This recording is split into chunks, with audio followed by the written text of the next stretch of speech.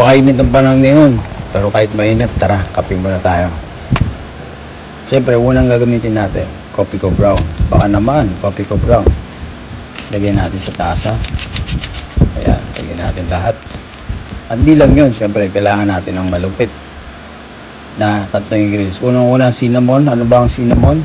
Ginagamit din yan sa coffee drink, lalo ang cappuccino. Ano ang benefits ng cinnamon? Nakaka-lower ng risk sa heart disease. At pangalawa, cayenne powder. Cayenne powder, ang benefits naman nito, nakakatulong sa atin sa blood, cellular, vascular ng ating katawan. Yung pagkalalaki, ayun, malaki tulong. Pangatlo, syempre, chili powder. Chili powder nakaka-boost ng ating immune system at nakaka-loss, kasi yun ang plano ko talaga, mag-weight loss. So, kahit tagkakape.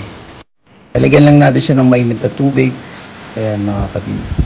Alam ko napakainit, pero tayong mga Pinoy, mahilig talaga tayo sa kape, mainit man. Napakainit pa na sa Pilipinas, pero kapin muna tayo. Yan, for today's menu, ito ang ating coffee ko brown with cayenne, chili powder, and cinnamon. Napakadaming benefits. Try nyo na mga kapatid, kapin muna tayo.